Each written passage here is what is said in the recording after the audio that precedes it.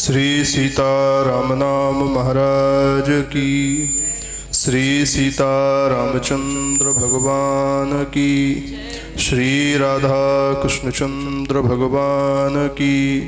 श्री लक्ष्मी नारायण भगवान की। जय जय श्री सीताराम। रे मन कृष्ण नाम कह लीजे।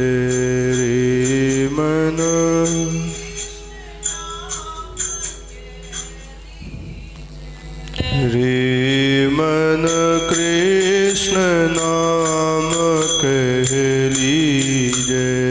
रे मन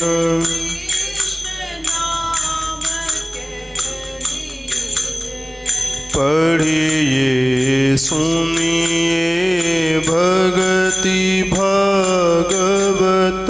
पढ़िए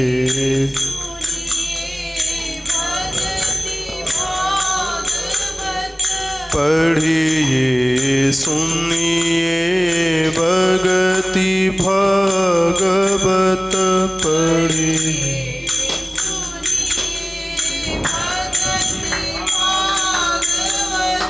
और कह सक कीजे मन रे। और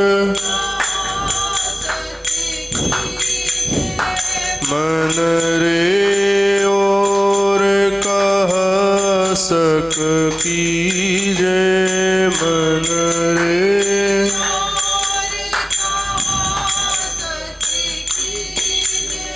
रे मन कृष्ण नाम कह लीजे। रे मन कृष्ण नाम रे मन हरि को नाम कह लीजे। रे मन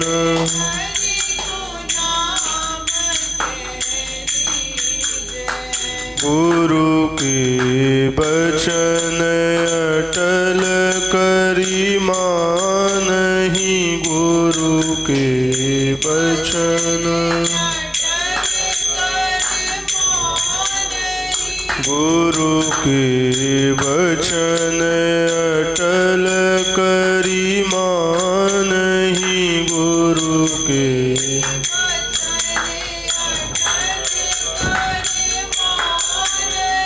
साधु समागम कीजे मन रे। साधु मन रे साधु समागम कीजे मन।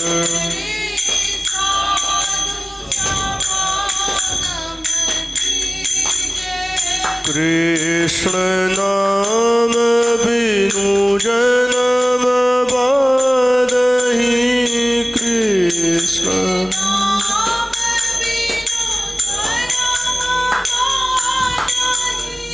हरि के नाम बिनु जन्म बादहि। हरि के नाम बिनु बिरथा काहे जीजे मन रे। बिरथा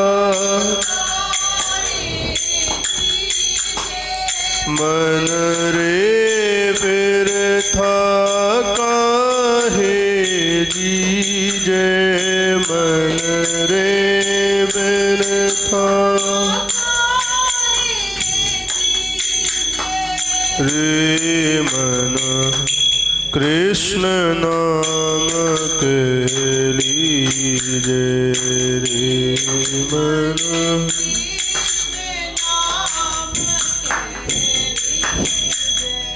रे मन हरि को नाम कह लीजे। रे मन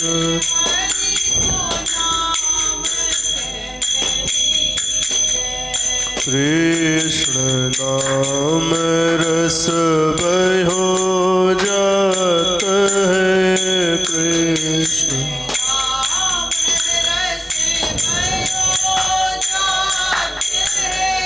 कृष्ण नाम रस भयो जात है कृष्ण नाम रस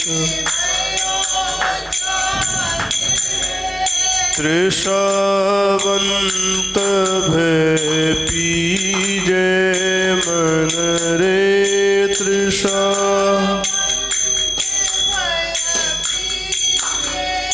मन रे तृषावंत भय पीजे मन रे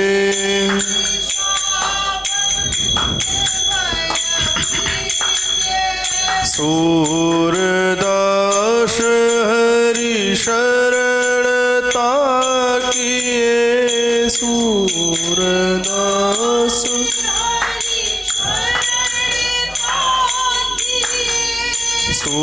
सूरदास हरि शरणता किए सूरदास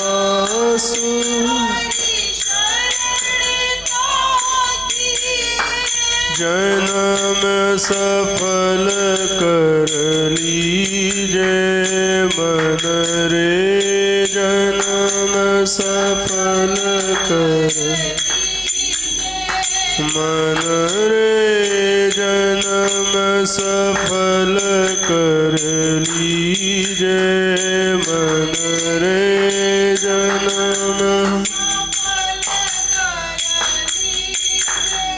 रे मन हरि को नाम कह लीजे रे मन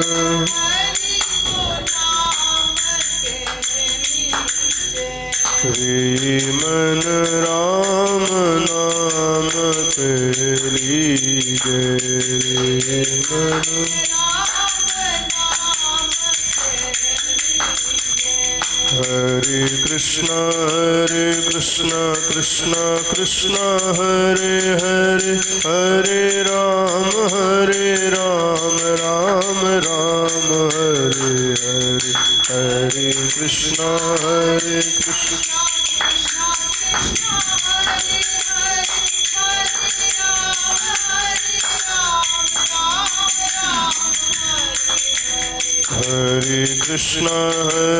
कृष्ण कृष्ण कृष्ण हरे हरे हरे राम राम राम हरे हरे हरे कृष्ण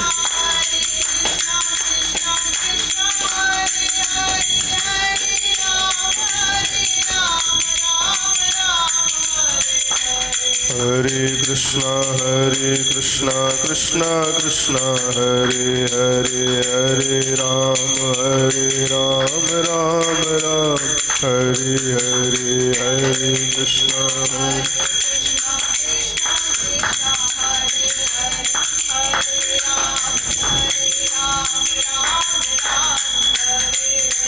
हरे कृष्ण कृष्ण कृष्ण हरे हरे हरे राम राम राम हरे हरे हरे हरे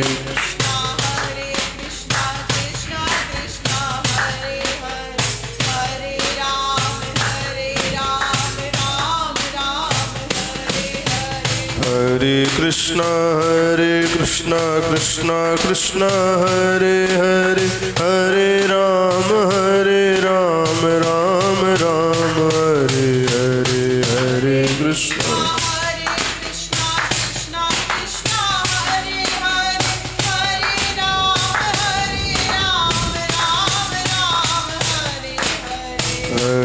कृष्ण हरे कृष्ण कृष्ण कृष्ण हरे हरे हरे राम राम राम हरे हरे कृष्ण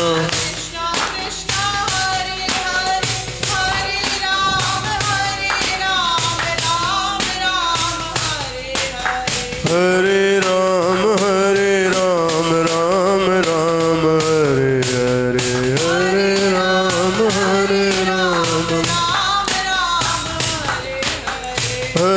कृष्ण कृष्ण कृष्ण हरे हरे,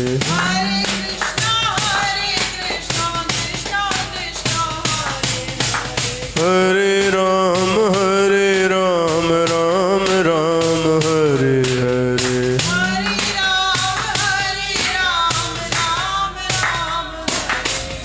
श्री सीताराम नाम महाराज की जय। जय श्री सीताराम। हरि शरण। श्री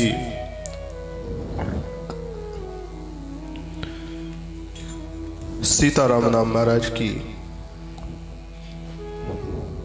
दिव्य कृपा और करुणा के फलस्वरूप श्री भगवान के रसक शरणानुरागी भक्तों का दिव्य परम पावन चरित्र नित्य प्रति की भांति हम सभी लोग श्रवण लाभ प्राप्त कर रहे हैं। ये भगवान की अहेतु की दया और कृपा हम सबके ऊपर है। एक बात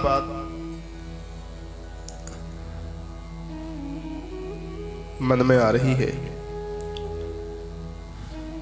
जीवन में हम सबके जब जो जिस प्रकार की परेशानियां, चिंताएं, दुख आते हैं, उन दुखों में, उन परेशानियों में हम लोग ही, हमारे कर्म ही कारण होते हैं। वो न जाने नाना प्रकार के पूर्व जन्मों के न जाने कितने प्रकार के हमारे कुछ दुष्कृत हैं, किए हुए कुछ कुकर्म हैं, पाप कर्म हैं, जो दुख और परेशानी के रूप में हम सबके जीवन में नाना प्रकार से आते हैं। आप कितना भी उनसे बचने का प्रयास करो, कितना भी करो, वो आपको कहीं ना कहीं फंसा देंगे। बोलो राधे राधे। ये सत्यता है, कहीं ना कहीं वो आपको फंसा देंगे। इसलिए जब ऐसी परेशानियां आए तो उस समय भगवान का चिंतन कर लेना चाहिए। इसको बंद कर दीजिए। उस समय भगवान का चिंतन कर लेना चाहिए। सच में उस समय भगवान का चिंतन करके भगवान से रो करके प्रार्थना कर लेनी चाहिए, हे प्रभु, मैं जो है इतना जो परेशान हो रहा हूं, न जाने कौन से कुकर्म मेरे जागे हैं जो मेरे को परेशान कर रहे हैं। हे प्रभु, अब कृपा करके अब आप ही मेरी रक्षा करिए, मेरी सुरक्षा करिए। ये बात सत्य है, हम जितना संसार से जुड़ते जाते हैं उतना ही परेशानियां खड़ी होती जाती हैं, और जितना हम भगवान से जुड़ते जाते हैं उतनी ही परेशानियां दूर होती चली जाती हैं। अनुभव करके देख लीजिए, हम तो पल पल में अनुभव कर रहे हैं, पर फिर भी समस्या ऐसी है कि जानते हैं, समझते हैं, परंतु कुछ पूर्व जन्म के कुकर्म भी हैं, प्रारब्ध भी है, वो भोगे बिना तो छोड़ेगा नहीं, भोगाएगा ही। कितना भी बचने का प्रयास करो, भोगाएगा। अवश्यमेव भोक्तव्यम कृतम कर्म शुभाशुभ। इसलिए वो अपनी ओर खींच ही लेगा। लेकिन फिर भी अगर आप भगवान से जुड़े हैं तो प्रारब्ध को भी बनाने वाले भगवान हैं, भगवान बचाएंगे।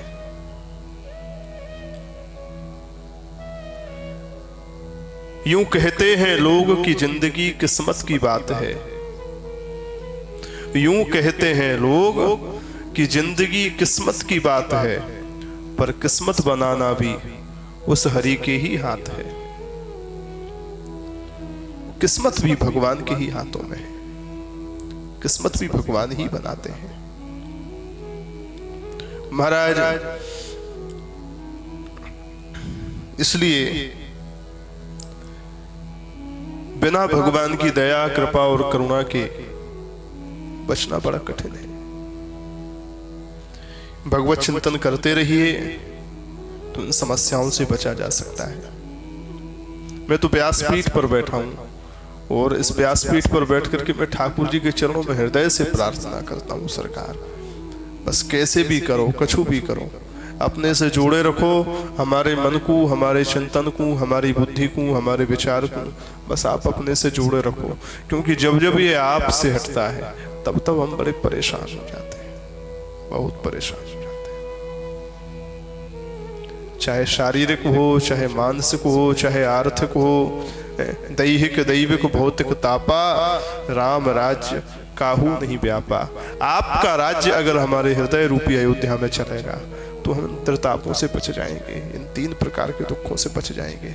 नहीं तो हम बड़े परेशान हो जाएंगे। हमारी सामर्थ्य नहीं है इन दुखों से कुछ झेल पाने की, सच में नहीं है हमारी सामर्थ्य।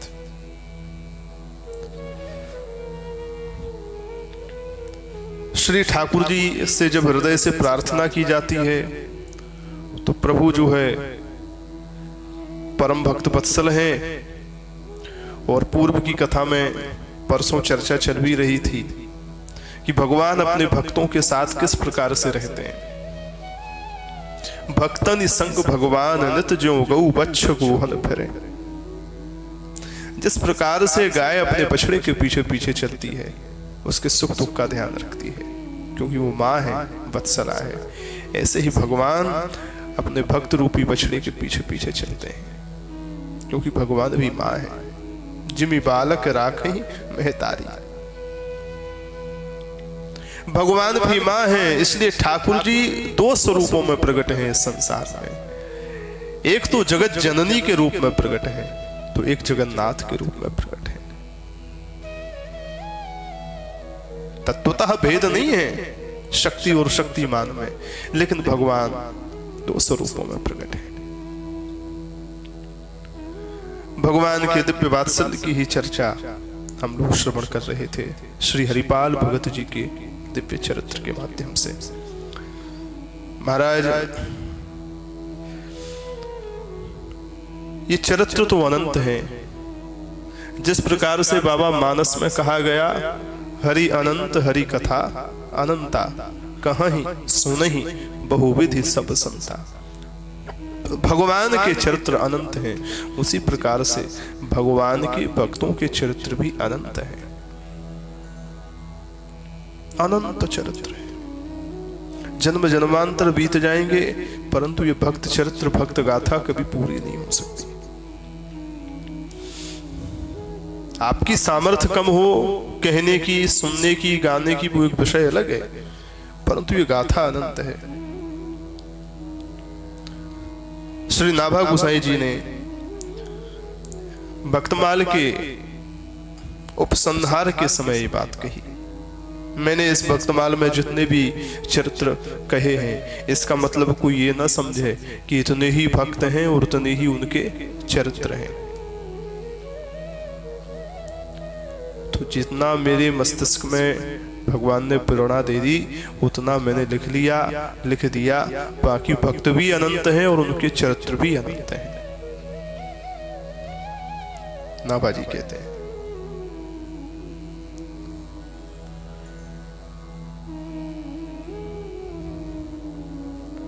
महाराज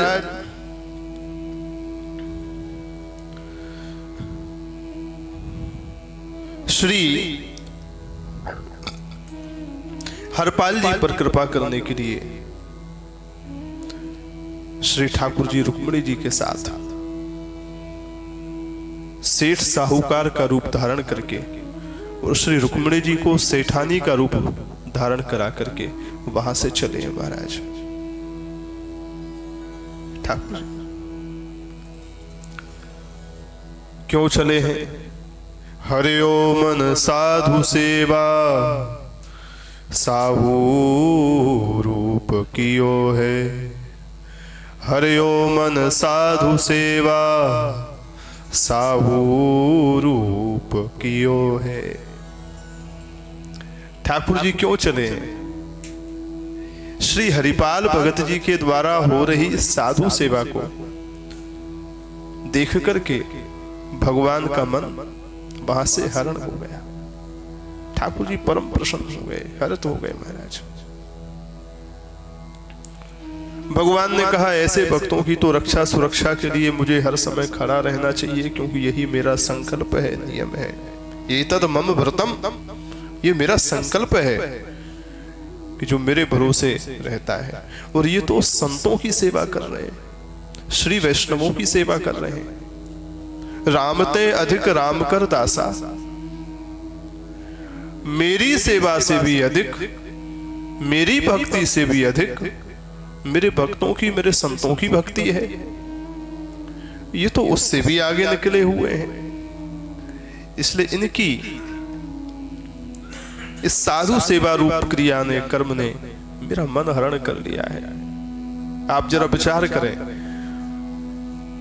मनमोहन दुनिया का मन हरते हैं, परंतु श्री प्रियादास जी अपने छंद में कह रहे हैं कि हरियो मन साधु सेवा। श्री हरिपाल जी ने अपनी सेवा के द्वारा भगवान का मन हर लिया है। मन हरने का मतलब क्या है? आपके पास कोई वस्तु है, कोई हरण करके चोरी करके ले जाए तो जो ले गया वो वस्तु उसके पास में। भगवान का मन हरण कर लिया हरिपाल जी ने, इसका मतलब क्या है? भगवान का मन 24 घंटे श्री हरिपाल जी के साथ में रहता है, उनके पास में रहता है, हरिपाल जी का ही चिंतन करता रहता है।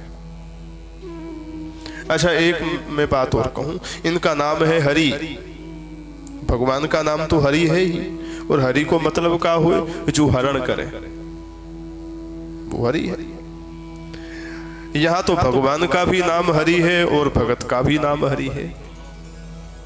हरिपाल जी भी हरि ही है, ये भी हरण करते हैं, दुष्टों के धन का हरण करते हैं, और उस धन के द्वारा साधु संतों की, श्री वैष्णवों की सेवा करते हैं, और उस सेवा के द्वारा साक्षात श्री हरि के भी मन का हरण करते हैं। ये ऐसे हरि है महाराज। भगवान को भी चिंता हो गई। भगत जी इस समय हमारे आश्रय बैठे हैं।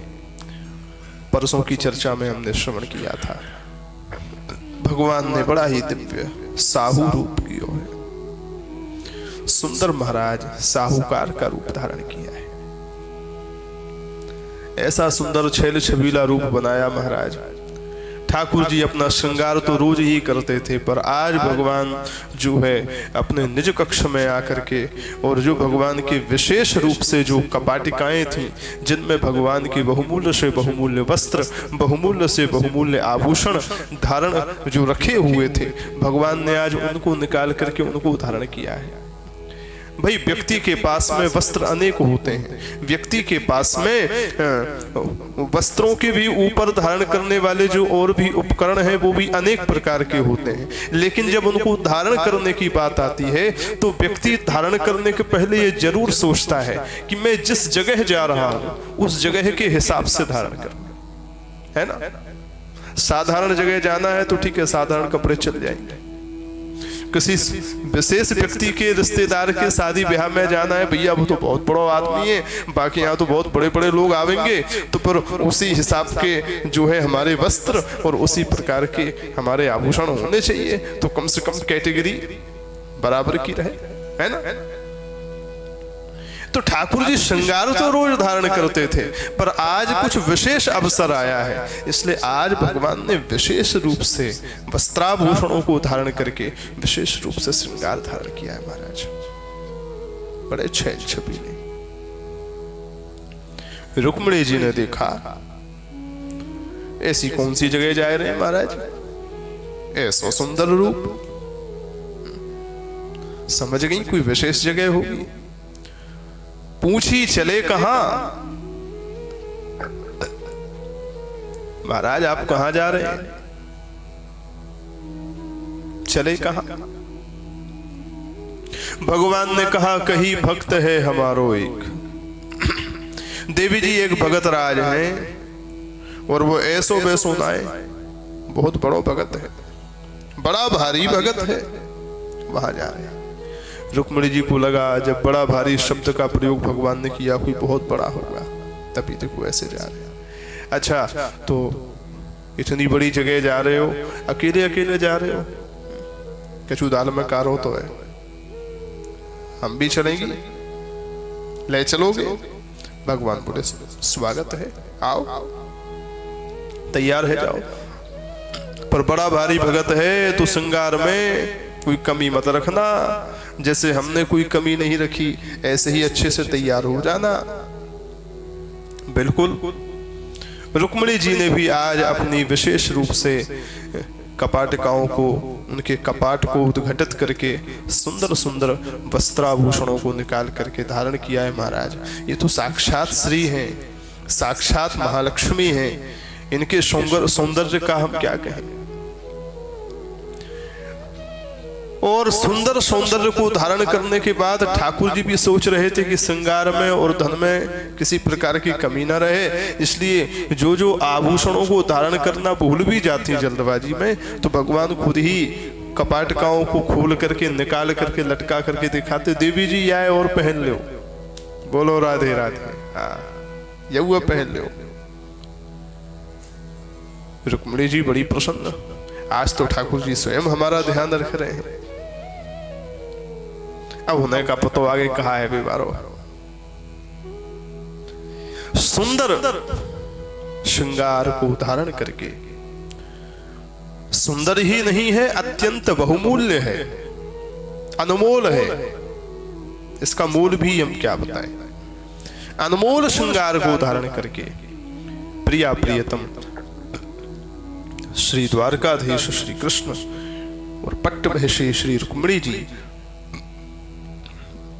चले हैं उधर जहां पर ये दोनों पति पत्नी श्री हरिपाल जी और उनकी धर्म पत्नी भगवान नामों का चिंतन करते हुए स्मरण कर रहे थे भगवान का।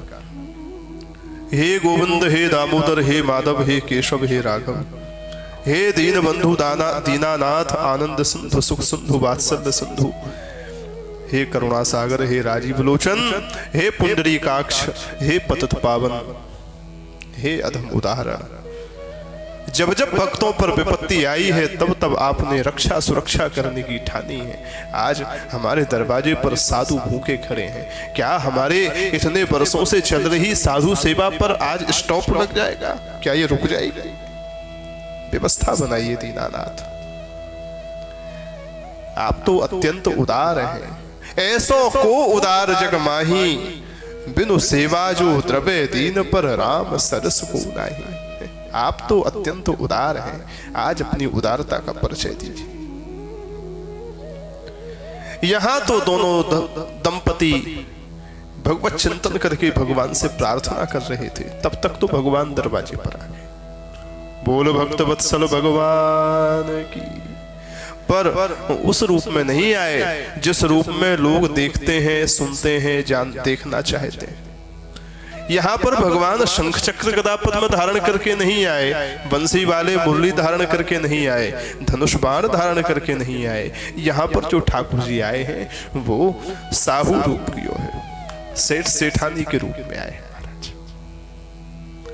सांवरिया है सेठ, मेरी राधा जी सेठानी है।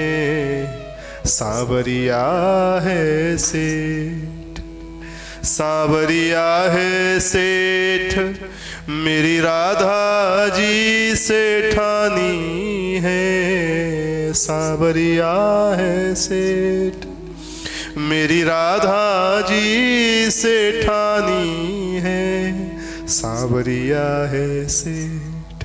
ठाकुर जी तो राजस्थान में हम लोग गए ना, राजस्थान में पाल साहब वो जोधपुर के श्री वैष्णवों के साथ में ही गए थे। आज दोपहर में वार्ता भी हुई।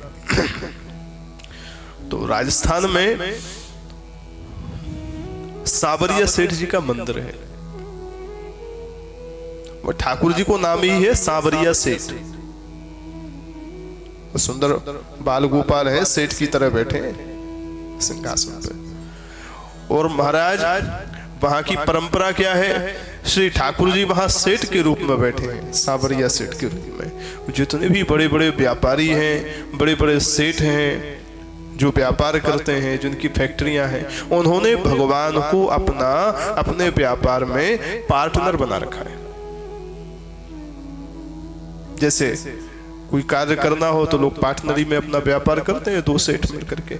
ऐसे ही ठाकुर जी को अपना पार्टनर बना रखा है। वो पार्टनर किस रूप में बना रखा है कि हे प्रभु, हम जो है अपना व्यापार कर रहे हैं, हमारे इसमें जो भी फायदा होगा इसमें इतने प्रतिशत का हिस्सा आपका है, बस हमारा ये व्यापार अच्छा चले। आपका ही व्यापार है जब पार्टनरी में आप ये अच्छे से चले, लोग पार्टनर बनाते हैं। और आप दर्शन करने जाओ तो मंदिर इतना भव्य और इतना विशाल है जिसकी भी हम आपको बता नहीं सकते। जब कभी कृपा करें सांवरिया सेठ तो आंखों से दर्शन करके आओ, आंखों से देख के आओ कितना विशाल भव्य मंदिर सांवरिया सेठ का है। और जब घूमते फिरते हुए जब आप जगमोहन पहुंचेंगे ठाकुर जी का दर्शन करने के लिए, तो भगवान के श्री विग्रह के आगे, गर्भगृह के आगे जो जगमोहन है उसमें महाराज खजाना भरा है, गिनती चलती है। कम से कम 2500 सेवक बैठ करके नोटों की गड्डियां ही गड्डियां, सोना चांदी वहां बिखरा है और दिन भर वहां गिनाई होती रहती, क्योंकि सेठ जी का खजाना है। जहां जहां लोगों को फायदा हो रहा है सब सांवरिया सेठ पे अपना जो भी प्रतिशत जिसने जितना बांधा है अपनी पार्टनरी का वहां देने आते हैं। तो सेठ की तरह ठाकुर जी है महाराज। आप सब भी लाभ ले सकते हैं। दुनिया में किसी को पार्टनर बनाने की अपेक्षा भगवान को अपने बिजनेस में पार्टनर बनाया जाए, इससे अच्छी बात क्या हो सकती है। सेवा भी हो रही है, भक्ति भी हो रही है, समय समय पर इसी के बहाने सांवरिया सेठ का दर्शन भी हो रहा है और व्यापार भी अच्छे से चल रहा है। तो महाराज श्री सेठ जी बड़े दयालु हैं, सांवरिया सेठ। वो हमारे साथ जो श्री वैष्णव थे उनके साथ दर्शन करने गए। वैसे तो सब फायदा होता ही रहता था, लेकिन जो है उस समय जब दर्शन करने गए तभी उनके पास एक ऐसा फोन आया कि वो खुश हो गए, बोलने लगे जय हो सांवरिया सेठ की। दर्शन करने आए, सेठ जी ने फायदा करा दिया। 8-10 लाख रुपए का कॉन्टेक्ट उसी समय उनके पास फोन पे आ गया, फायदा हुआ तुरंत। यहां दर्शन करने पहुंचे, तुरंत फोन आ गया, जय हो सांवरिया सेठ। तो कहने का भाव यह है, भगवान तो परम सेठ है, सांवरिया है सेठ, मेरी राधा जी सेठानी है। तो महाराज श्री ठाकुर जी यहां पर इन दोनों दंपति ने स्मरण किया कि इधर ठाकुर जी आ गए। दरवाजे पर आके ही भगवान बोले, भगत जी राम राम। अरे कोई है क्या? धर्मपत्नी ने जैसे ही आवाज सुनी, आवाज बड़ी मधुर थी,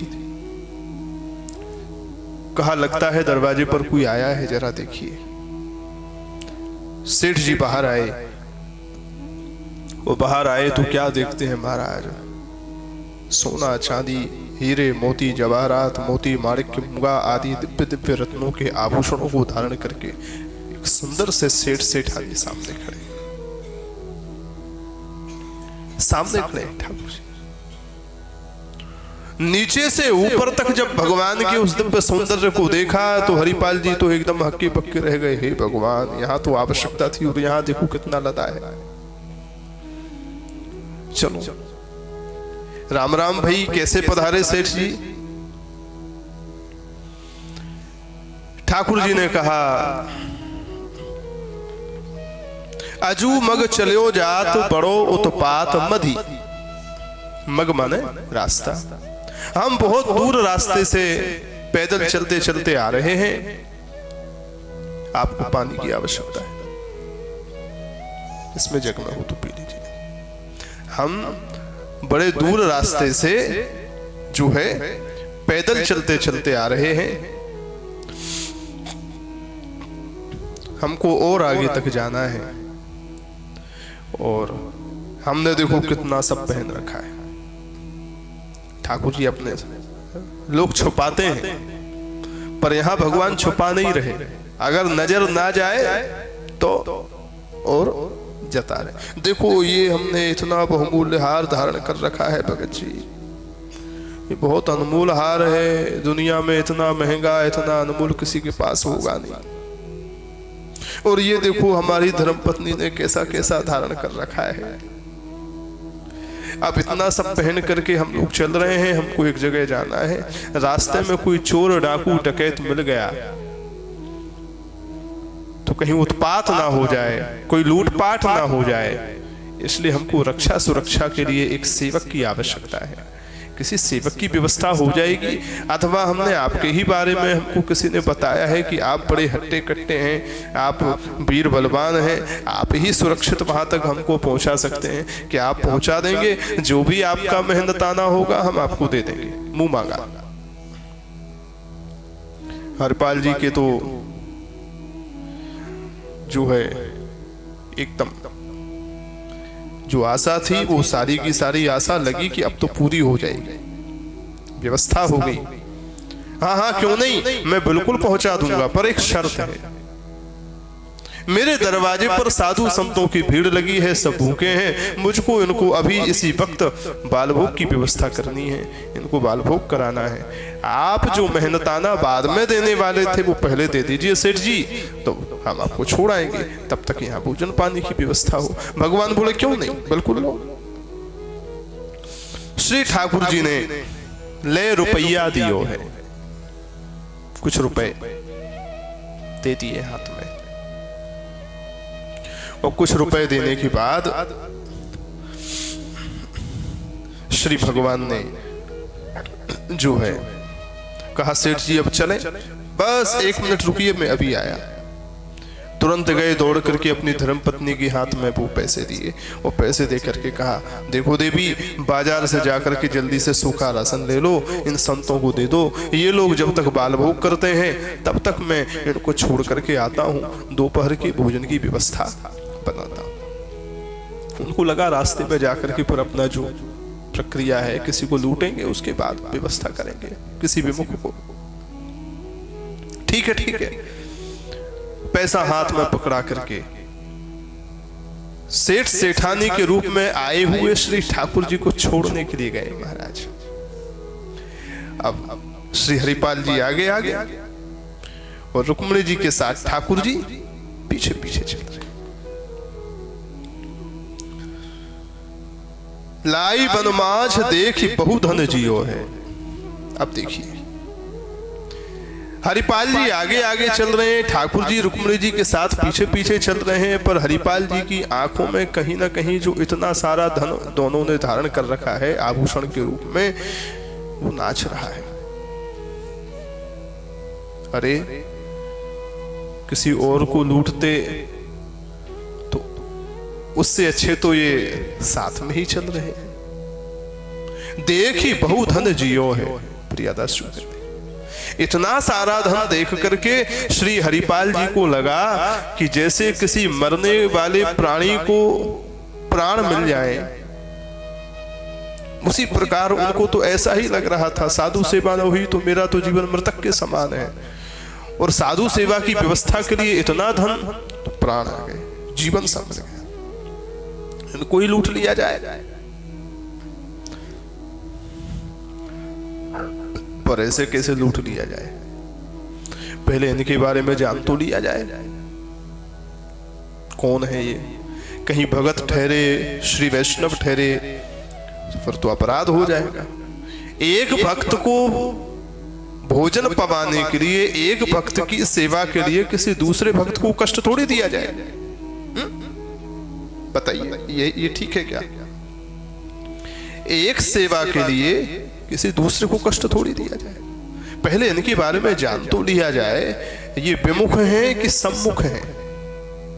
श्री ठाकुर जी ने कहा, सनमुख हो ये जीव मोह जबहि, जन्म कोट यज्ञ नासहि तबहि। ये भगवान के सन्मुख हैं अथवा भगवान को पीठ देकर के उनसे विमुख हैं, पहले ये तो पहचान कर। भगवान का नाम श्री कृष्ण गोविंद हरे मुरारे, हे नाथ नारायण वासुदेव। भगवान नामों का मन ही मन ओट हिला करके अंदर ही अंदर जप करते हुए, सतत चिंतन करते हुए, कीर्तन करते हुए चुपचाप, बड़ा सा डंडा था हाथ में, सिर पर बहुत मोटा सा लंबा सा बढ़िया साफा धारण किए थे, अच्छे हट्टे कट्टे थे। आराम से डंडा हाथ में लेके चलते रहे आगे, बीच बीच में मुड़ के देखते थे। ठाकुर जी ने भी कहा, भगवान तो सर्वांतर्यामी है, सबके मन की बात जानते हैं। अखिल देह नाम अंतरात्म। भगवान ने कहा, भक्त अब हमारा आचार विचार परखना चाहता है कि अगर हम सन्मुख होंगे तो जो है हमको नहीं लूटेगा, और अगर हम विमुख होंगे तो हमको लूटेगा। इसके मन में ऐसी बात आ रही है। तो भगवान भी जानबूझ करके, रुक्मिणी जी को तो पता नहीं, रुक्मिणी जी सोच रही है कि किसी बहुत बड़े भारी भगत के यहाँ जाना है, चल रहे हैं। बोलो राधे राधे। पर श्री ठाकुर जी तो जो है अपनी लीलाधारी लीला कर रहे हैं। श्री भगवान ने जो है लीला करना शुरू करी। भगवान बोले, देवी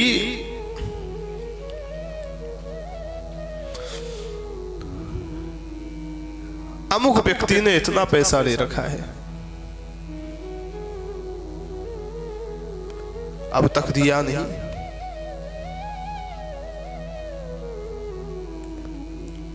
रुक्मिणी जी ने कहा, दे देगी, आप चिंता क्यों करते। बात बदल करके फिर ठाकुर जी बोले, देवी फला फला जो हमारी खजाने की अलमारी है वो पूरी की पूरी भर गई है। अब कोई पैसा रुपया आता है तो धन रखने के लिए अलमारी नहीं है, दूसरी बनवानी पड़ेगी, यूं ही पड़ा रहता है। बोलो राधे राधे। रुक्मिणी जी बोली, बनवा लीजिएगा, कमी क्या है, बनवा लीजिएगा। श्री ठाकुर जी ने कहा, देवी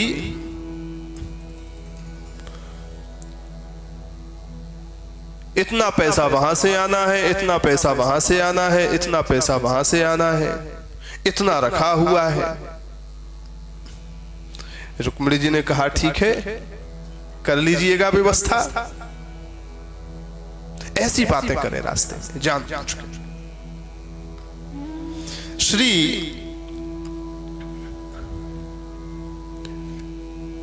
हरिपाल जी ने मन में विचार किया, परखना था, रास्ते चलते में ही परखना था। मन में विचार किया, कहीं ये श्री वैष्णव तो नहीं। अब श्री वैष्णव है कि नहीं, इसकी पहचान क्या है। बोले, श्री वैष्णव की पहचान है कि मस्तक पर ऊर्ध्वपुंड लगा हो, तिलक लगा हो। ये वा ललाट पटले लसदूर्ध्वपुंड्राः, जिसके ललाट पटल पर मस्तक पर ऊर्ध्वपुंड लगा हो, तिलक लगा हो। ये कंठ लग्न तुलसी नलनाक्ष माला, जिसके कंठ में तुलसी की माला पड़ी हो, जिसके कंठ में नलनाक्ष अर्थात कमल गट्टे की माला पड़ी हो।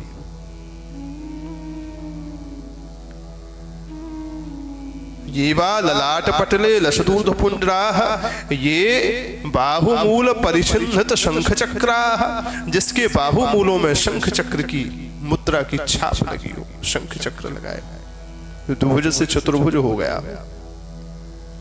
ते वैष्णवाः भुवनमाशु पवित्रयन्ति, ऐसे जो वैष्णव होते हैं वो संपूर्ण त्रिभुवन को अर्थात पूरे ब्रह्मांड को पवित्र कर देते हैं। श्री हरिपाल जी ने कहा, देखे जो निहार माला तिलकना सदाचार। अगर वैष्णव के बाहरी वेश का दर्शन करें, ये बाह्य वेश है, बाह्य वेश का दर्शन करें तो बाह्य वेश तो दिखता नहीं, ना तो मस्तक पर ऊर्ध्वपुंड लगा है और ना कंठ में माला तिलक, ना न कंठ में तुलसी की माला है, कमलगट्टे की माला है। इसका मतलब ये श्री वैष्णव तो नहीं लगते, कोई दीक्षित, कोई भगवान के भक्त नहीं लगते, नहीं तो वो दिखती कम से कम। कोई बात नहीं, श्री वैष्णव कई ऐसे भी होते हैं जो बाह्य वेश को धारण नहीं करते पर अंदर से श्री वैष्णव होते हैं, अंदर ही अंदर जो है अंतर्निष्ठ होते हैं, अंदर ही अंदर श्री राम जय राम जय जय राम, श्री राम जय राम जय जय राम, श्री राम जय राम जय जय राम, श्री राम जय राम जय जय राम, श्री कृष्ण गोविंद हरे मुरारे, हे नाथ नारायण वासुदेव। अंदर ही अंदर केशव गोविंद दामोदर माधव राघव आदि भगवान नामों का जाप करते रहते हैं, बाह्य वेश नहीं धारण करते। कई ऐसे भी अंतर्निष्ठ होते हैं। श्री भक्तमाल में अंतर्निष्ठ भक्त की भी कथा है, उसकी भी चर्चा करेंगे किसी दिन। वैसे स्वभावतः शास्त्र की दृष्टि से अगर देखें नियमतः, तो श्री वैष्णवों को दोनों में ही निपुण होना चाहिए। आप अंतर्निष्ठ भी हो और बाह्य निष्ठ भी हो। आप अंदर से भी भक्ति करो, अंदर से भी भगवान नामों का जाप करो, और बाहर से जिन भगवान के आप हैं उनकी वेश को भी धारण करो। बाबा, हर विभाग की पोशाक होती है। आप अगर पुलिस वाले हैं तो पुलिस की वर्दी आपको पहननी चाहिए। वर्दी का प्रभाव क्या होगा? बोले वर्दी पहनोगे तो कोई भी देखेगा तो तुरंत समझ जाएगा, आपको परिचय देने की आवश्यकता ही नहीं, लोग समझ जाएंगे वर्दी देखते ये पुलिस वाला है। आप अगर वकील हैं तो काला कोट पहनना चाहिए, पर किसी को परिचय देने की आवश्यकता नहीं, काला कोट देखते ही लोग समझ जाएंगे साहब वकील है, जज है। ऐसे ही हर विभाग की एक पोशाक होती है। अगर आप भक्त हैं, श्री वैष्णव हैं, भगवान के हैं, तो फिर आपको बाह्य वेश धारण करना चाहिए। तिलक लगा हो, कंठी धारण कर रखी हो, है ना, और जो है तिलक कंठी के साथ साथ जो भी मर्यादाएं हैं उनका पालन करना चाहिए बाह्य वेश का। और अंतर्निष्ठ खाली बाह्य वेश भी नहीं होना चाहिए, ऊपर से तो बढ़िया तिलक लगा लिए, माला पहन लिए, और जो है दिखावा के रूप में, पाखंड के रूप में, पर अंदर से कोई भगवान से लेना देना ही नहीं। वो वत्सासुर वाली बात, वत्सासुर बछड़े का रूप धारण करके आया वृंदावन में। भगवान श्री कृष्ण बछड़े चरा रहे थे और बछड़ों के बीच में वह असुर बछड़ा बन करके मिल गया। भगवान ने कहा देखो बाह्य वेश तो बछड़े का बना रखा है कि हम गैया के बछड़ा है, और अंदर से क्या है? बोले असुर है, मारने आया है। तो ऐसा नहीं होना चाहिए। ऐसे बछड़ों को तो भगवान मौत के घाट उतार देते हैं बाबा, जैसी आराम कर देते हैं। ऐसे ही जो पाखंडी होते हैं उनका तो कल्याण पर ठाकुर जी जाने। तो बाह्य वेश की अपनी उपयोगिता है और आंतरिक निष्ठा की अपनी उपयोगिता है, दोनों ही होने चाहिए।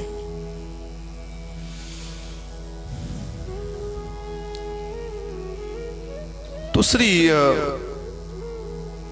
हरिपाल जी ने मन में विचार किया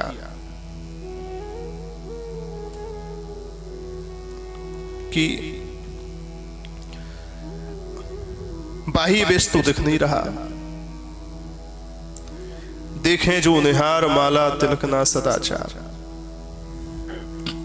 कोई बात नहीं, अंदर का वेश देख ले, अंदर का स्वरूप क्या है, अंदर का स्वरूप क्या है। अच्छा दूसरा बात, माला तिलक न सदाचार। वैष्णव लोग जो होते हैं वो वेशनिष्ठ भी होते हैं, अपने वेश को भी धारण करते हैं तिलक कंठी के रूप में, और आचार विचार वाले होते हैं, सदाचार होता है उनके अंदर, आचार विचार वाले होते हैं। आचार विचार कैसा? उनके अंदर आहार शुद्धि होगी, स्थान की शुद्धि होगी, आसन की शुद्धि होगी, हर चीज नहीं खाएंगे, हर चीज नहीं पिएंगे, हर जगह नहीं बैठेंगे, हर समय हर काम नहीं करेंगे, देश काल स्थिति परिस्थिति के अनुसार उनका आचार विचार होता है, शास्त्रनिष्ठ आचार विचार। इसलिए शास्त्रों ने कहा आचारहीनम न पुनन्ति वेदा, जो आचार विचार से हीन है उनको तो वेद भी पवित्र नहीं कर सकते। चाहे जगह खा लिए, चाहे जगह बैठ लिए, आचार विचार की अपनी आवश्यकता है। आहार शुद्धि, वेद के मंत्र भी उनको पवित्र नहीं कर सकते। आचार हीनम न पुनन्ति वेदा। तो वैष्णव आचार निष्ठ होते हैं, इसलिए वैष्णवी संप्रदाय का एक दूसरा नाम है आचारी संप्रदाय। आचारी संप्रदाय माने जहां आचार विचार की महत्वता है।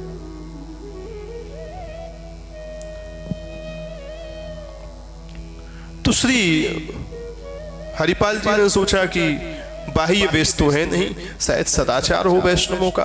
तो सदाचार की जब बात करी तो रास्ते में चल रहे थे, ठाकुर जी ने कहा, ओ भगत हमारे सदाचार के बारे में जानना चाहे। बोले अरे देवी सुनो, हमको थोड़ा सा शौच जाना है, लघु शंका।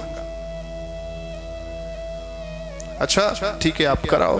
भगत जी से बोले अरे भगत जी थोड़ा रोको, हम थोड़ा लघु शंका हुआ है, लघु शंका से निवृत्त होके फिर चलते। ठीक है हो आइए। ठाकुर जी ने अपने आचार का परिचय दिया। ठाकुर जी लघु शंका करने के लिए गए तो लघु शंका तो कर लिए, ना तो कान में जनेऊ चढ़ायो,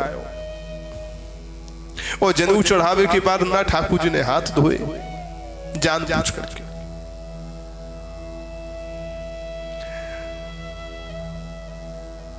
देख लो भगत जी हमारो आचार विचार। हरिपाल जी ने कहा राम राम, ये तो एकदम ही विमुख सो मालूम पड़े। ना तो तिलक कंठी और लघु शंका करवे तक की जाकी क्रिया अच्छी ना ने, ऐसा लगे जा में तो कछु आचार विचार रहा है। देखें जो विचार माला तिलक ना सदाचार। विचार करके देखा, ना तो कंठ में तुलसी की माला है, ना मस्तक पर ऊर्ध्वपुंड है, ना कोई सदाचार है, ना खाने का सदाचार। खाने के लिए बैठे तो हाथ भी नहीं धोए बैठ के खाने के लिए रास्ते में। लघु शंका जाना है तो बस ऐसे ही चले गए, ना जनेऊ चढ़ाया ना कुछ। अरे राम राम, खाने पीने सोने शौच आदि क्रिया का कोई किसी भी प्रकार का सदाचार नहीं है इन सेठ के अंदर। राम राम राम राम। फिर भी मन में विचार आया श्री हरिपाल जी के, कोई बात नहीं, सदाचार और बाह्य वेश तो नहीं है, पर शायद अंदर से भक्त हूं, अंदर ही अंदर भगवान के नाम का जप कर रहे होंगे, और कहीं मैंने बाह्य वेश ही देख करके या सदाचार ना पा करके कहीं इनको लूट लिया तो मेरे से बहुत बड़ा अपराध हो जाएगा। कहीं अंदर से भक्त हुए तब, इसलिए ऐसे नहीं, पर इसकी भी परख कर लेते। भगवान ने कहा वो भगत सोच रहा है कि जो है कि अंदर से भक्त हुए तब, तो ठाकुर जी ने रास्ते में ही चर्चा करना शुरू कर दिया जो अभी अभी हमने कहा। भगवान बोले देवी पूरी की पूरी अलमारी भरी पड़ी है, वो धन यूं ही बाहर है, सो भरो पड़ो रहे, हमें तो बड़ी चिंता है रही है, याद दिलाना जाकर के हमको नई अलमारी बनवानी है, धन ऐसे ही पड़ा है। और देवी उस सेठ के यहाँ इतना पैसा है अब तक आया नहीं, तुम क्या हिसाब किताब रखती हो? वो देवी उसको इतना दिया है, उसको इतना दिया है, उसको इतना दिया है, अभी इतने इतने कार्य और कराने हैं, इतना व्यापार और बढ़ाना है। पूरे रास्ते कोई भी भगवान नाम की, वैष्णवों की कोई चर्चा नहीं, भक्ति की कोई चर्चा नहीं, भगवान की कोई चर्चा नहीं, पूरे रास्ते बस जो है वही धन की ही चर्चा।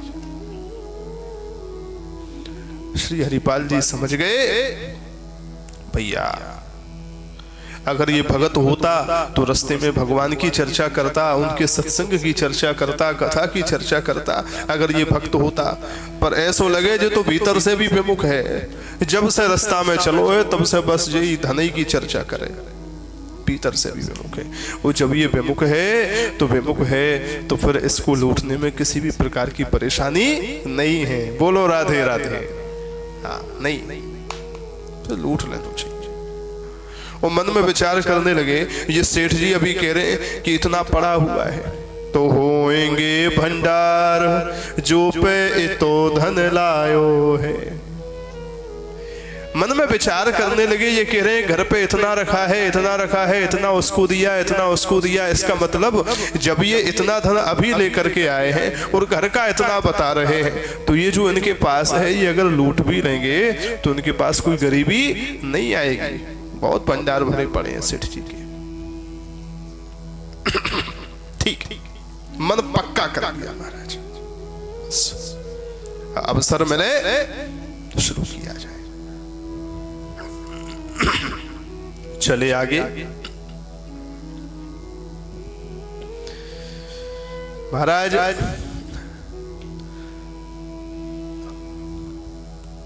अब तो मन में विचार करने लगे, कोई जैसे ही अवसर मिले तो लूटा पाटी शुरू करे।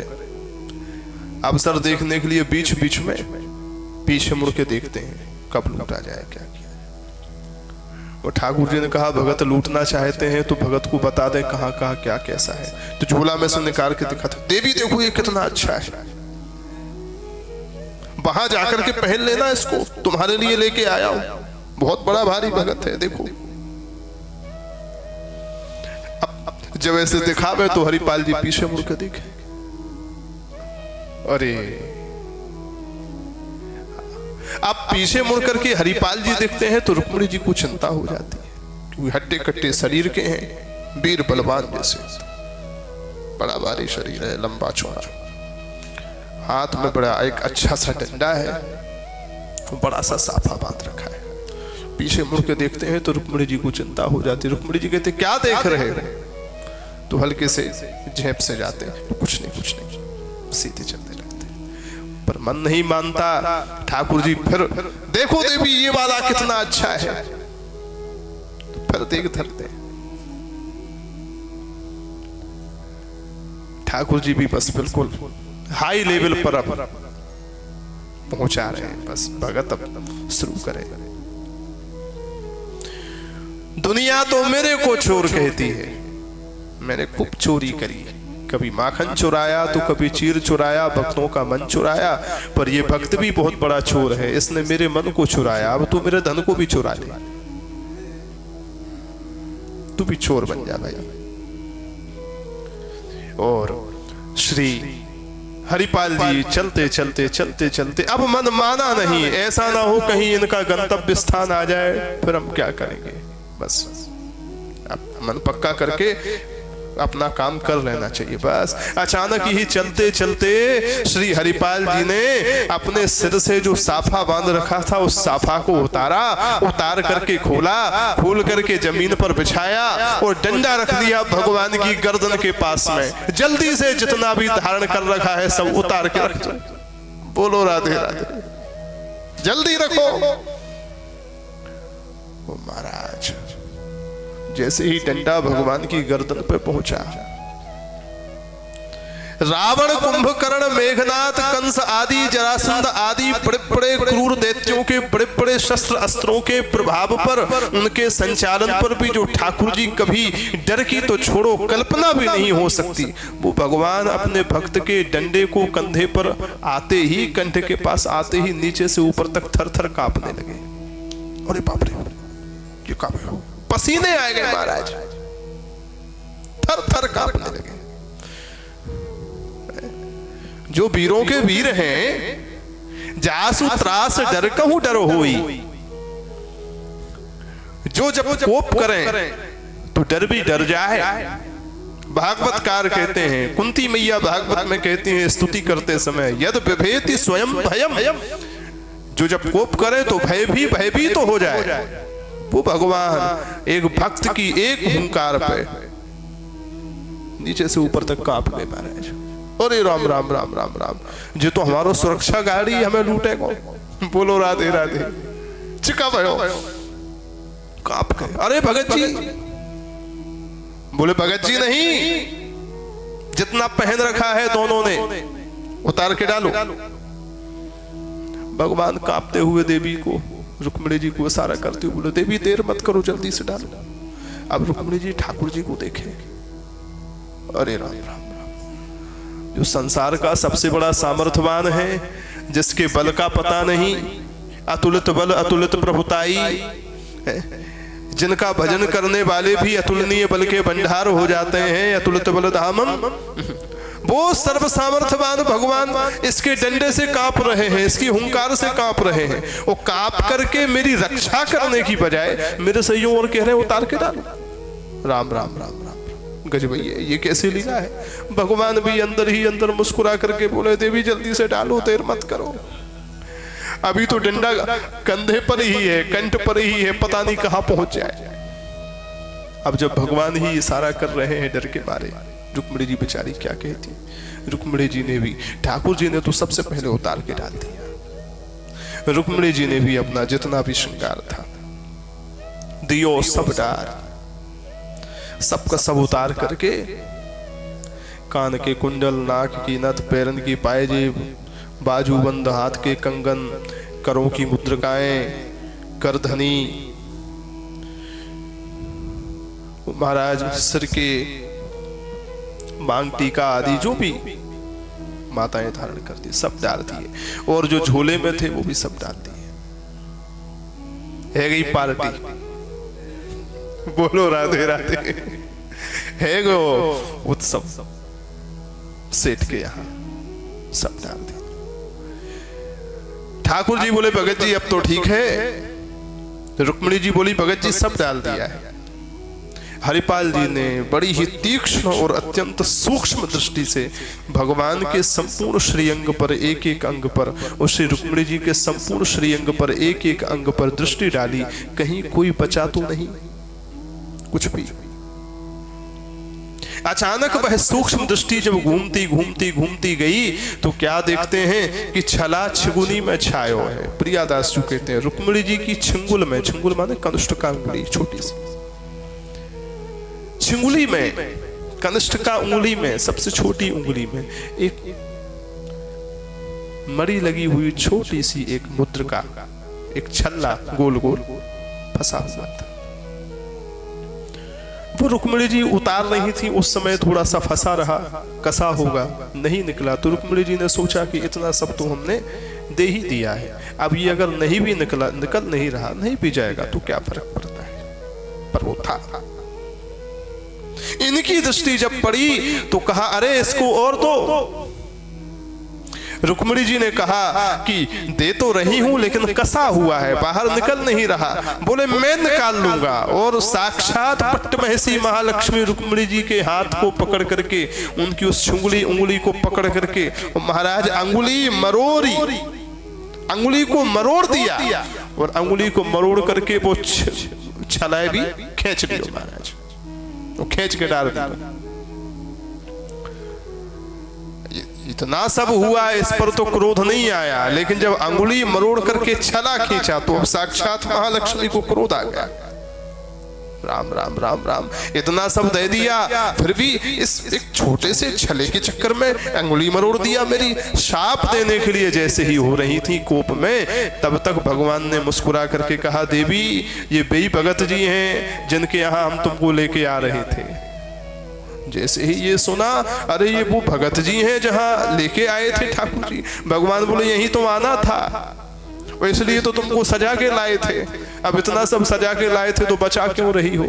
जैसे ही भगत का नाम सुना, सोई रुक्मिणी जी का सारा कोप ठंडा हो गया। अरे राम राम राम, प्रभु ये आपकी लीला समझ नहीं आई। लूटने वाला भगत, भगवान बोले देवी ये लूटने वाला भगत नहीं है, सच्ची बात तो ये है तई श्री लुटाई है, ये तो लुटाने वाला भगत है, ये लूटने वाला। लूटने वाले के लिए अगर कोई कहे कि ये लूटने वाला है तो ये भ्रांति है, ये तो इसकी बहुत बड़ी बदनामी कहेंगे कि ये लूटने वाला है। ये लूटने वाला तो इसलिए बना क्योंकि ये लुटाने वाला है। दई श्री लुटाई है, इसने तो संतों की सेवा में, श्री वैष्णवों की सेवा में, हरिदासों की सेवा में तुमको न्योछावर कर दिया है, लुटा दिया है तुमको। इसलिए ये मत कहो कि ये लूटने वाला है, ये लुटाने वाला भगत है। ये जितना लूटा है ना ये सब लुटा देगा, अपने पास नहीं रखेगा। रुक्मिणी जी का सारा कोप ठंडा हो गया। प्रभु अगर ऐसी बात है तो मैं सेवा में हाजिर हूं। मुस्कुरा पड़े दोनों दंपति और मुस्कुरा करके हरिपाल जी ने जैसे ही सारा सामान बांधा, सारा सामान बांधते ही दृष्टि उठा करके ऊपर देखा तो क्या देखते हैं? सेठ के रूप में आए हुए श्री कृष्ण का जो सेठ का रूप है वो गायब है। साक्षात मुरली वाले द्वारकाधीश सामने खड़े हैं और सेठानी के रूप में आई हुई जो देवी हैं उनका सेठानी का स्वरूप गायब है। साक्षात रुक्मिणी के रूप में महालक्ष्मी खड़ी है। साक्षात ठाकुर जी सामने खड़े हैं और जैसे ही ठाकुर और ठाकुरानी को प्रत्यक्ष रूप में सामने देखा, हरिपाल जी तो एकदम आश्चर्यचकित हो गए। अरे ये तो मेरे प्रभु हैं जिनका मैं नित्य जाप करता हूँ, जिनका नित्य सेवा पूजा, जिनकी उपासना करता हूँ, ये तो साक्षात मेरे प्रभु हैं। और मेरे प्रभु सेठ सेठानी के रूप में आए और मैं पहचान नहीं पाया और मेरे से इतना बड़ा अपराध हो गया कि मैंने अपने ठाकुर जी जिनके कंठ में फूलों की माला पहनाता था उनके कंठ में मैंने इतना कठोर डंडा रख दिया। लज्जित हो गए, घबरा गए, कान पकड़ करके साष्टांग लेट करके क्षमा मांगने लगे। हे पाही माम प्रभु रक्षा करो, मेरे से बड़ा अपराध हो गया। भगवान ने प्रकट दिखायो रूप सुंदर अनूप वह, मेरे भक्त ऊप लेके छाती सो लगायो। भगवान ने जैसे ही साष्टांग पड़े हुए श्री हरिपाल जी को अपने चरणों में देखा, श्री ठाकुर जी ने तुरंत नीचे झुक करके दोनों हाथों से कंधों को पकड़ करके ऊपर उठा करके, मेरे भक्त भूप, अरे तुम लज्जित मत हो, तुम डरो मत, तुम तो इतने बड़े भक्त हो, तुम भक्त नहीं हो। सुनो हरिपाल, जो मेरी भक्ति करते हैं वो मेरे भक्त होते हैं, पर जो मेरे भक्तों की भक्ति करते हैं वो भक्त भूप होते हैं, वो भक्तों के राजा होते हैं। तुम तो भक्त भूप हो, तुम तो भक्तों के राजा हो, कह के छाती सो लगायो। इतना कह करके चरणों में पड़े हुए श्री हरिपाल जी को श्री ठाकुर जी ने अपने वक्षस्थल से छाती से लगा दिया। जिस छाती से भगवान सदा सर्वदा पूर्व समय से न जाने कितने समय से बड़े बड़े भक्तों को लगाते आए। कभी सुग्रीव को लगाया, तो कभी विभीषण को लगाया, तो कभी प्रहलाद को, ध्रुव को लगाया, कभी अर्जुन को लगाया, कभी सुदामा को लगाया। आज उसी वक्षस्थल पर उसी छाती से श्री हरिपाल जी को लगाया। महाराज, मेरे भक्त भूप, सुनो तुम भक्त नहीं हो, तुम कौन हो? भक्त भूप हो, तुम तो भक्तों के राजा हो। मैं प्रसन्न हूं और तुम्हारे इस श्री को लुटाने की सेवा की प्रणाली से ही प्रसन्न होकर के आज मैं तुमसे स्वयं लुटने आया हूं। तुमने मेरे को लूटा नहीं हरिपाल, बल्कि मैं स्वयं तुमसे लूटने आया।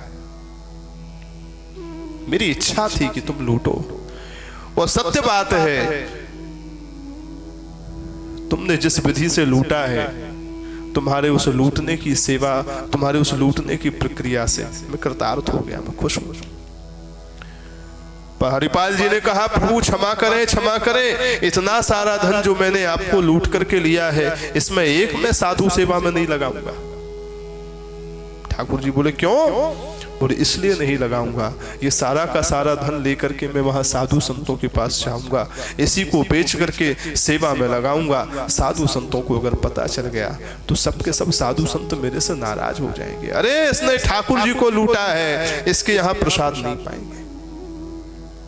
साधु संत तो आपसे बड़ा प्रेम करते हैं, मेरे से तो वैष्णव अपराध हो जाएगा, भक्त संत नाराज हो जाएंगे। किसी को पता चल गया कि इसलिए भगवान को लूटा तो मेरे सब नाराज होके चले जाएंगे। भगवान ने मुस्कुरा करके कहा, पता तो तब चलेगा जब पता हम किसी को चलने देंगे, किसी को पता नहीं चलेगा। सेवा में लगाओ, ले जाओ साथ। भगवान इतना कह करके रुक्मिणी जी के साथ जैसे ही जाने को हुए, हरिपाल जी ने रोते रोते कहा, प्रभु एक प्रार्थना है, अगर आप स्वीकार करें तो। भगवान ने कहा, कहो भगत जी। ठाकुर जी बोले, श्री हरिपाल जी बोले, हे प्रभु, ये साधु संतों की सेवा का जो दिव्य स्वरूप जो मेरे को मिला, साधु संतों की सेवा करने का जो दिव्य अभ्यास मेरे को मिला, मूल रूप में कृपा तो आपकी थी, लेकिन वह कृपा मेरी धर्मपत्नी के माध्यम से मेरे को मिली। उसने ही मेरे को प्रेरणा दी, उसी के संग के कारण, उसी के साथ और सहयोग के कारण मैं साधु संतों की सेवा कर पाया। उसकी बहुत बड़ी भूमिका इस सेवा में। मेरे को तो आप मिल गए, लेकिन मेरी धर्मपत्नी तो वहां मेरी बाट निहार रही है और सतत निरंतर आपके नामों का चिंतन करती रहती है। जब उसको पता चलेगा कि आप मुझे मिले थे तो वो तो अपने आप को पक्का नहीं कर पाएगी। मेरे में ऐसी क्या कमी थी कि ठाकुर जी मेरे पास नहीं आए। इसलिए आपसे प्रार्थना है, यहां तक आए हो तो एक बार घर चलो, जरा अपनी उस भक्तन को, उस दासी को भी अपना दर्शन दे दो। ठाकुर जी मुस्कुरा करके बोले क्यों नहीं, चलो।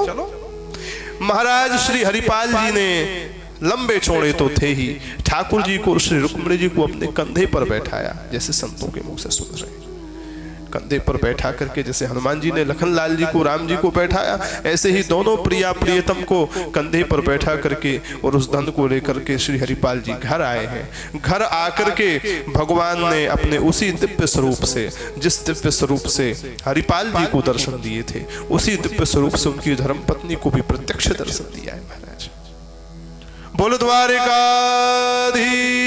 की, प्रत्यक्ष दर्शन दिया है। दर्शन देने के बाद पुनः भगवान उसी सेठ सेठानी के रूप में आ गए और तब तक दोपहर का समय हो गया। संतों के, श्री वैष्णवों के भोजन भंडारे का, तदीय आराधन का, उनकी आराधना का, भोजन की जो आराधना है उसका समय हो गया। इसलिए भगवान ने कहा समय हो रहा है। सेठानी के रूप में रुक्मिणी जी ने श्री हरिपाल जी की धर्मपत्नी के साथ में रसोई बनवाई है संतों के लिए, और रसोई जब तैयार हुई तो सेठ के रूप में भगवान द्वारकाधीश ने श्री हरिपाल जी के साथ में पंगत करवाई है महाराज संतों को, श्री वैष्णवों को। और भगवान बोले भगत राज, आज तुम्हारी सेवा के कारण मेरे को भी प्रत्यक्ष इन संतों की सेवा करने का सौभाग्य मिल गया। धन भी लगा और तन भी लगा, मन तो तुम्हारी सेवा में पहले से ही था। हरिओ मन साधु सेवा साहू रूप की। कहने का भाव है तन मन धन तीनों प्रकार से अगर भक्त भगवान की सेवा में समर्पित होता है तो तन मन धन तीनों प्रकार से भगवान भी अपने भक्तों की सेवा में समर्पित हो जाते हैं। यज्जातीयो यादृशो यत्स्वभावः पादच्छायां संसृतो योपि कोपि तज्जातीयो तादृशो तत्स्वभावः श्लिष्यत्येनं सुंदरो वत्सलत्वात्। दक्षिण भारत के आचार्य कहते हैं भगवान की स्तुति करते हुए, स्तवन करते हुए, प्रभु आप ऐसे भक्त वत्सल हैं, आपका भक्त जैसा होता है आप अपने भक्त की आवश्यकता के अनुसार उसकी सेवा के लिए वैसे ही बन जाते हैं। महाराज श्री ठाकुर जी ने श्री हरिपाल भगत जी के यहां आकर के सुंदर संतों की सेवा करी है। और संतों की सेवा करने के बाद भगवान ने दोनों को आशीर्वाद दिया है और भक्त भूप की दिव्य उपाधि देकर के, संत सेवा का आशीर्वाद देकर के, भक्ति का आशीर्वाद देकर के भगवान श्री हरिपाल जी के यहाँ से विदा हुए हैं। बोल भक्त वत्सल भगवान की। ठाकुर जी पिता हुए हैं। श्री भगवान की ऐसी कृपा करुणा और भगवान के इन भक्तजनों की, श्री वैष्णवों की ऐसी कृपा करुणा हम सबके ऊपर भी बरसती रहे। हमें भी भगवत चिंतन, भगवत नाम का जप, भगवत कथा श्रवण वर्णन और सेवा का सुअवसर प्राप्त हो उनकी कृपा से। ऐसी प्रार्थना भगवान के चरणों में समर्पित करके श्री हरिपाल भगत जी के दिव्य चरित्र को हम भगवत चरणारविंदों में और परम भागवतों के चरणारविंदों में समर्पित करते हैं। शेष चर्चा हम लोग पुनः कल समय से करने बैठेंगे। और उसके पहले इतना कह दूं कथा विश्राम करते करते कि अगर भगवान हमारे साथ हैं तो हमको चिंता करने की जरूरत नहीं है।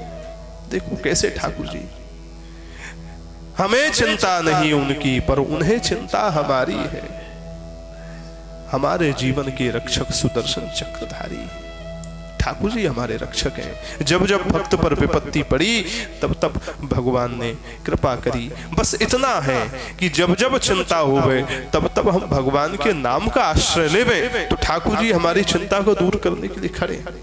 इस भाव को एक बार गा के आज की कथा को विश्राम करेंगे।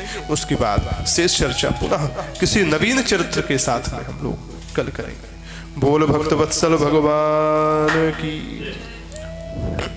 अरे चिंता करे भलाय हमारी, चिंता करे भलाय हमारी।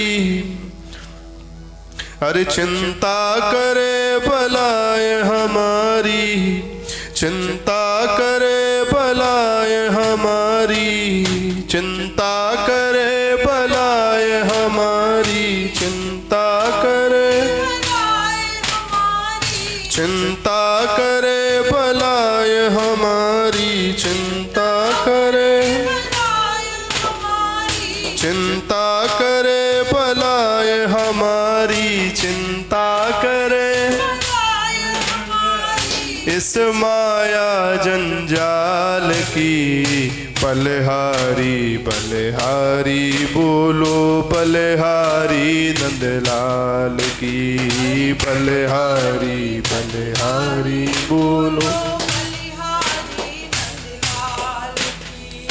बलिहारी बलिहारी बोलो, बलिहारी नंदलाल की बलिहारी बलिहारी बोलो। जिस मालिक ने जन्म दिया है अन्न वस्त्र भी देवेगा, जिस मालिक ने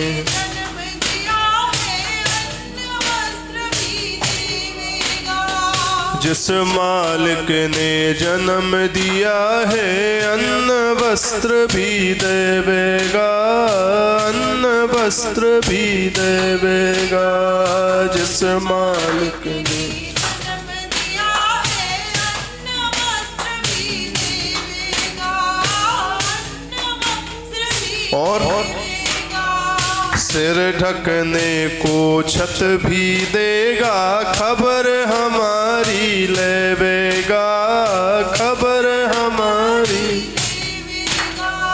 सिर ढकने को छत भी देगा, खबर हमारी लेवेगा, खबर हमारी लेवेगा।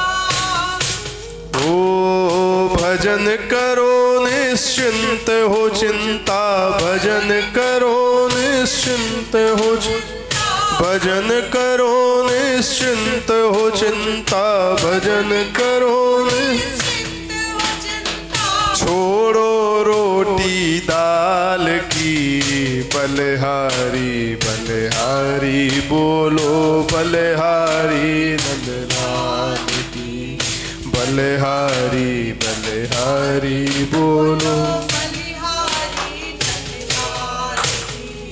होगा भाग्य में मिलेगा चाहे घर में हो या बाहर हो, घर में हो या बाहर। होगा भाग्य में मिलेगा चाहे घर में हो या घर में हो या। भाग्य बिना कोई भोग न पावे, चींटी हो या नाहर हो, चींटी हो या नाहर हो। भाग्य बिना कोई भोग न पावे, चींटी हो या नाहर हो। अरे शांत रहो शांत रहो हर हाल में तुम, और शांत रहो शांत रहो हर हाल में तुम, और शांत रहो हर हाल में। शरण रहो गोपाल की बलिहारी बलिहारी बोलो, बलिहारी नंदलाल की बलिहारी बलिहारी बोलो, बलिहारी। भिक्षु यदि कहे इस काया की तुम ममता का त्याग करो, तुम ममता का त्याग करो। भिक्षु यदि कहे इस काया की तुम ममता का, तुम ममता का। एक दिन जल कर राख बनेगी, कभी न इसमें राग करो, कभी न इसमें राग करो। एक दिन जल कर राख बनेगी, कभी न इसमें कभी न इसमें राग करूं। गोरी हो गोरी हो या काली हो, पर गोरी हो या गोरी हो या काली हो, पर गोरी हो या चादर है यह खाल की। बलिहारी बलिहारी बोलो बलिहारी नंदलाल की। बलिहारी बलिहारी बोलो बलिहारी। चिंता करे भलाय हमारी, चिंता करे चिंता करे भलाय हमारी, चिंता करे भलाय इस माया जंजाल की। बलिहारी बलिहारी बोलो बलिहारी नंदलाल की। बलिहारी बलिहारी बोलो बलिहारी। वो बलिहारी बलिहारी बोलो दशरथ नंदन लाल की। बलिहारी बलिहारी बोलो दशरथ नंदन लाल। बलिहारी बलिहारी बोलो दशरथ नंदन लाल की। बलिहारी बलिहारी की हो। बलिहारी बलिहारी बोलो बलिहारी नंदलाल की। बलिहारी बलिहारी ओ बलिहारी नंदलाल की। बलिहारी नंदलाल की हो। बलिहारी नंदलाल की। बलिहारी बोल भक्त वत्सल भगवान की। श्री सीताराम नाम महाराज की। श्री साक्षी गोपाल जी महाराज की। श्री द्वारिकाधीश की। श्री भक्तमाल ग्रंथ की। आज के आनंद की। जय जय श्री राधे। हरे कृष्ण कृष्ण कृष्ण हरे हरे, हरे राम राम राम हरे हरे। हरे कृष्ण कृष्ण कृष्ण हरे हरे, हरे राम राम राम हरे हरे। हरे कृष्ण कृष्ण कृष्ण हरे हरे, हरे राम राम राम हरे हरे। सर्वे भवन्तु सुखिनः, सर्वे सन्तु निरामयाः, सर्वे भद्राणि पश्यन्तु, मा कश्चित् दुःखभाग् भवेत्। हरि ओम तत्सत्, हरि ओम तत्सत्, हरि ओम तत्सत्। श्री हरये नमः, श्री हरये नमः, श्री हरये नमः। हरि शरण। आज की इस कथा को हम विश्राम करते हैं, शेष चर्चा कल पुनः करेंगे। आइए सभी को हम लोग आरती की ओर लेकर के चलते हैं। शेष चर्चा पुनः कल। सभी को जय श्री नारायण।